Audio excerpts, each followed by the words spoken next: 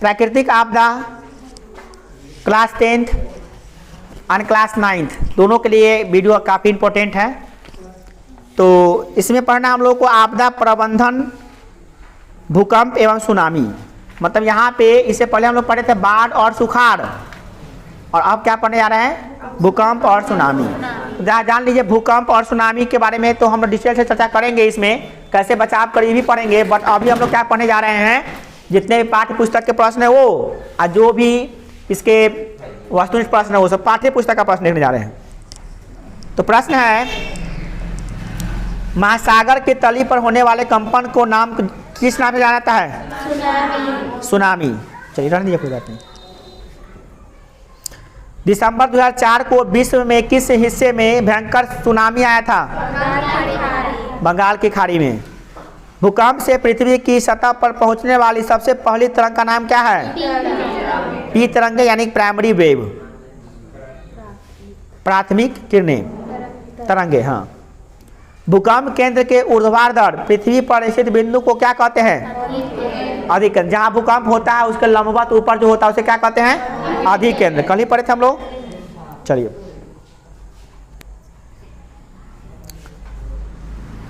इसका आंसर दिया अनुकेंद्र। अनुकेंद्र, अनुकेंद्र है ऑप्शन। भूकंप के केंद्र के ऊर्ध्वाधर पृथ्वी पर स्थित केंद्र को क्या कहते हैं? अनुकेंद्र नहीं कहते हैं, अधिकेंद्र कहते हैं। क्या कहते हैं? गलत आंसर इसका, इसमें डाला गया है। अगला है बात नहीं। भूकंप अथवा सुनामी से बचाव का इनमें से कौन सा तरीका सही नहीं है? भगवान भरोसे बैठे रहिएगा, भगवान जल्दी बुला लेंगे आपको पास।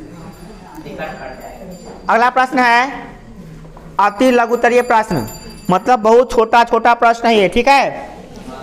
जो प्रश्न पूछे जाएंगे 2 नंबर में, ठीक है। ध्यान दीजिएगा इधर।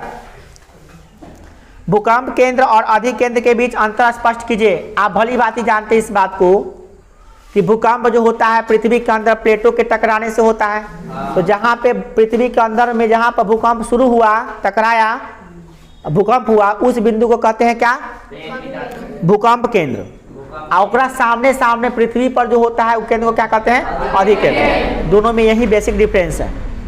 तो भूपटल के नीचे का वह स्थान जहाँ भूकंपीय कंपन प्रारंभ होता है उसे भूकंप केंद्र कहते हैं, ठीक है। अब भूपटल का वह केंद्र जो भूकंप के तरंगों का सर्वप्रथम अनुभव होता है, जहाँ पर पहला भूकंप का झटका आया, उसे कहते हैं अधिकेंद्र।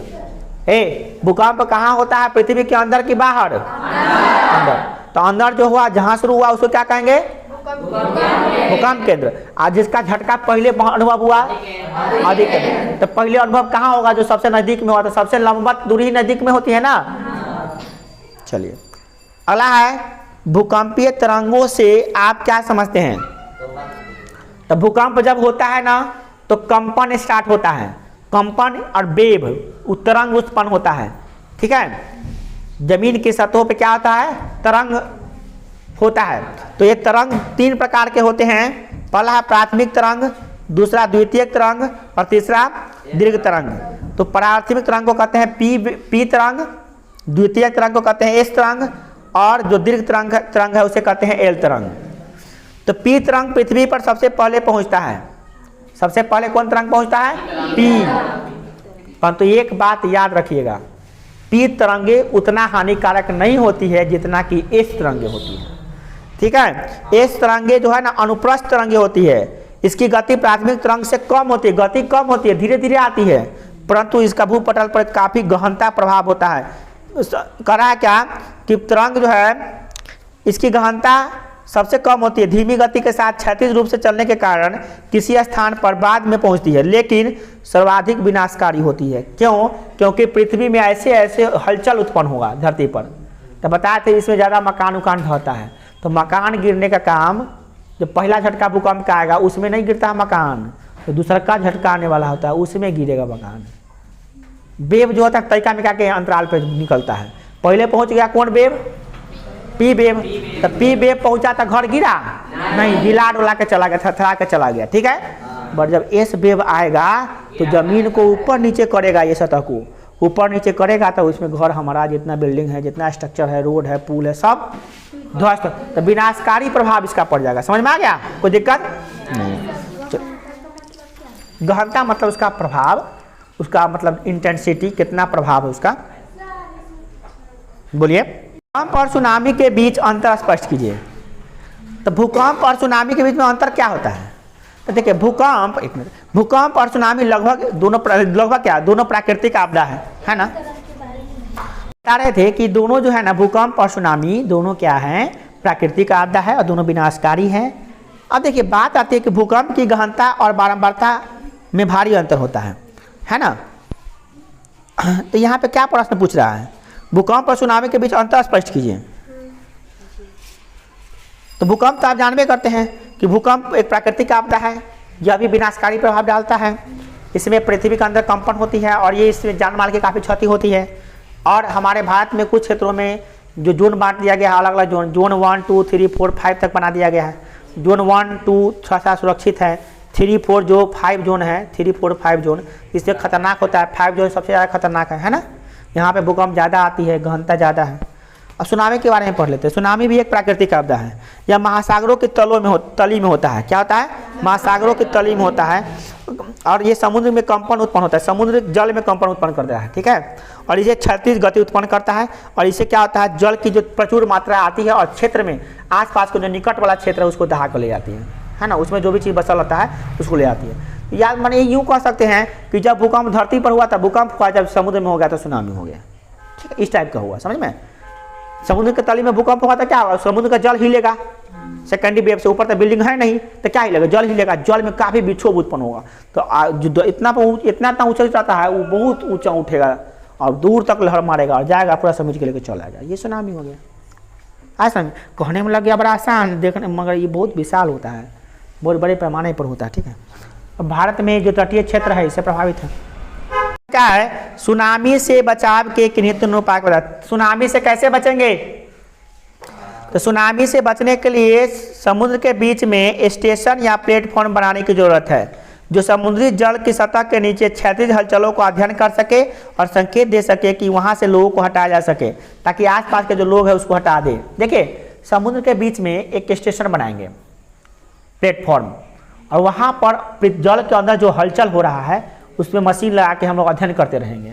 जब हलचल ज़्यादा हो जाएगा तो वहाँ से इन्फॉर्म कर देंगे और यहाँ जो क्षेत्रीय लोग हैं उसको हटा देंगे। जो मछुआरे लोग मछली पकड़ने जाते हैं हज़ारों की संख्या में, 10,000 15,000 लोग जो मछुआरे सब घूमते रहते हैं उन सबको साइड करवा देंगे, जान माल की क्षति कम होगा।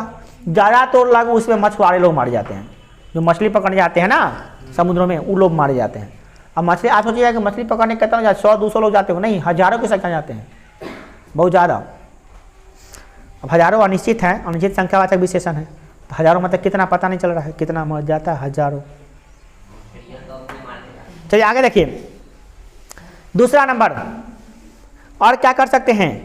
तो सुनामी से बचने के लिए कंक्रीट तटबंध की जरूरत है, सीमेंट का ढाला हुआ बांध, समुद्र के किनारे किनारे सीमेंट का बांध ढाल दीजिए।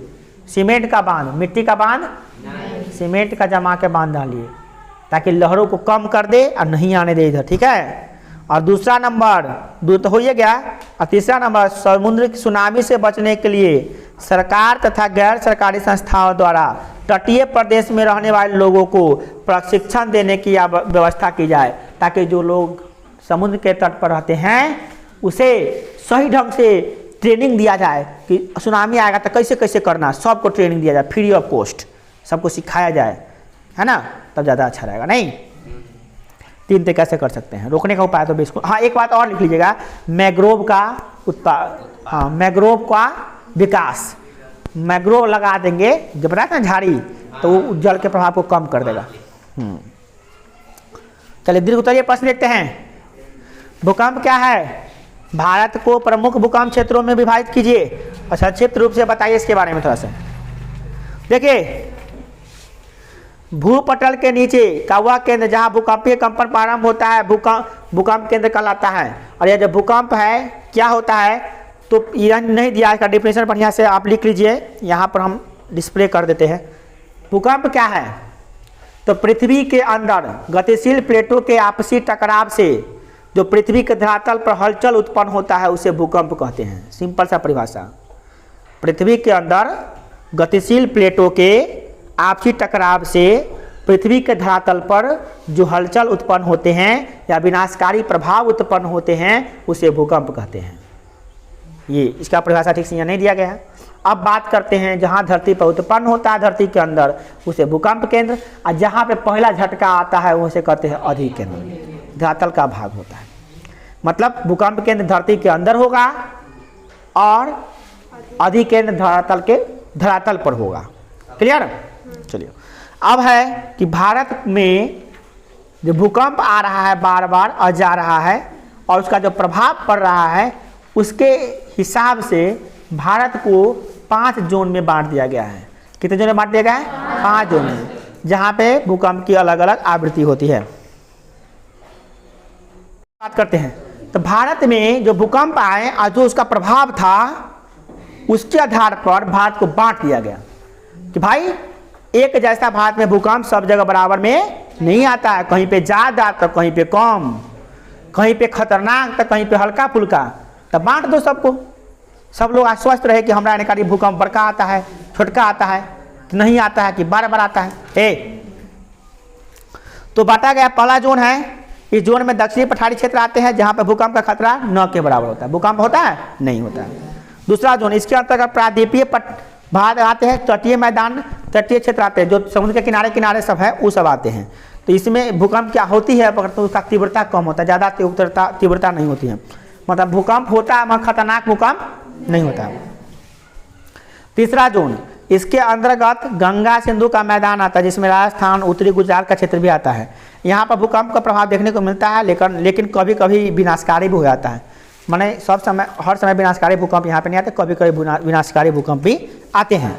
चौथा नंबर है, इसमें खतरे अधिक खतरा होता है। इसमें कौन कौन से आते हैं तो शिवालिक हिमालय का क्षेत्र, पश्चिम बंगाल का उत्तरी क्षेत्र, असम घाटी, पूर्वोत्तर भारत का क्षेत्र तथा अंडमान निकोबार क्षेत्र। ये सब खतरनाक क्षेत्र है, इसमें भूकंप आते हैं और बड़े भूकंप आते हैं। अगला है 5वां जोन, यह सबसे खतरनाक जोन है।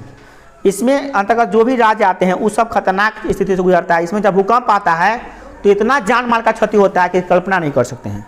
बड़ी खतरनाक भूकंप आता है। कहाँ कहाँ पर तो गुजरात का कच्छ प्रदेश, जम्मू कश्मीर, हिमाचल प्रदेश, उत्तराखंड का कुमाऊं पर्वतीय क्षेत्र, सिक्किम तथा दार्जिलिंग की पहाड़ी क्षेत्र। ठीक है, नहीं देखिएगा, खाली गर्दन हिलाइए, देखा भी किताब याद भी करना है ना, हमको तो खाली पढ़ना है, आपको याद करना है।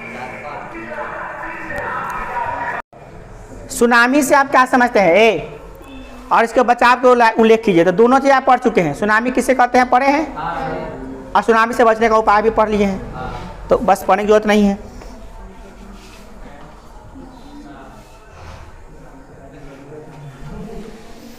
अगला प्रश्न है, भूकंप एवं सुनामी के विनाशकारी प्रभाव से बचने को उपाय। तो भूकंप से कैसे बचिएगा और सुनामी से कैसे बचिएगा इसका पॉइंट कुछ देख लीजिए। पहला, भूकंप का पूर्वानुमान कर लीजिए भूकंप से बचने के लिए। अगर व्यवस्था हो जाता तो अच्छा है, परंतु क्या ऐसा टेक्नोलॉजी है हम लोगों के पास जो बता सके कि भूकंप आने वाला है? कितना सेकंड पहले बताया जाता है?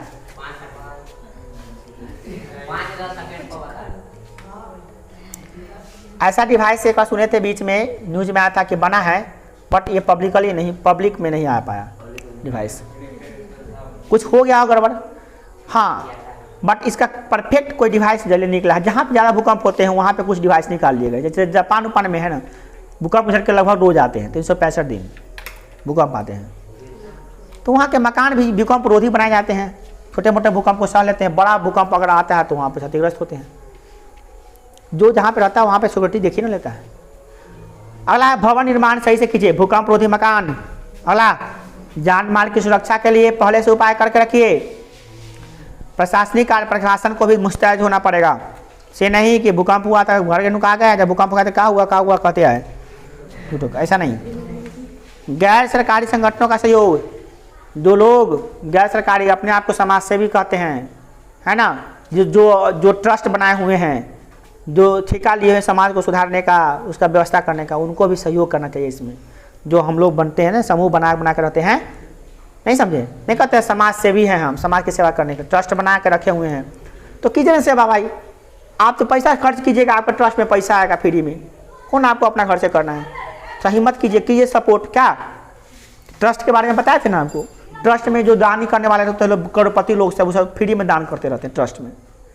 जैसे हमारे पास अरबों खरबों रुपया आया है, हम चाहते हैं दान देते, दान किसको देंगे हम, पुजारी को जाकर देंगे नहीं, देखेंगे नेट पे जाके सर्च मारेंगे ट्रस्ट कितना है बाद में। तो बिहार में जितना ट्रस्ट है, ट्रस्ट पे भेज दिए 2-2 लाख रुपया, तो सबके अकाउंट में चला है 2-2 लाख रुपये। कहाँ से आया, तो वो वॉरेन बफेट जी भेजे हैं, राकेश झुनझुनवाला जी भेजे हैं, टाटा भेजे हैं, जियो का रिलायंस मालिक भेजा है ना, इस तरह से। तो उसको दीजिए, समाज में खर्चा कीजिए, इस तरह से होता है। अगला क्या है कि भूकंप को तरंगों को मापने के लिए कुछ यंत्र का निर्माण किया जाना चाहिए ताकि भूकंप के तरंगों को जान सकें, है ना। अब बात है इस सब के बारे में बताया गया, सब पॉइंट के बारे में आपको पहले बता दिए थे। चलिए देखिए एक बात और बताते हैं, ये सब तो बताइए दिए, भूकंप रोधी मकान कैसे बनाएंगे बताए किए थे, भूकंपे वाला में बता दिए थे। मलबा में दबा हुआ जो लोग हैं कैसे निकालेंगे, मशीन आता है ना, इंफ्रारेड मशीन आता है, इंफ्रारेड रेडिएशन वाला, जो पता कर लेता है कि वहाँ पे मनुष्य है और उसको डिटेक्ट कर लेता है, तो उसको निकालने जाना चाहिए, है ना। बहुत सारा लिस्ट दिया हुआ है, आप देख सकते हो वहाँ से, सब लिखना है, छोड़िएगा नहीं। अब है भूकंप और सुनामी के विनाशकारी प्रभावों का वर्णन कीजिए, उसके बचाव का उपाय, इसी में है आए वही बताए हैं।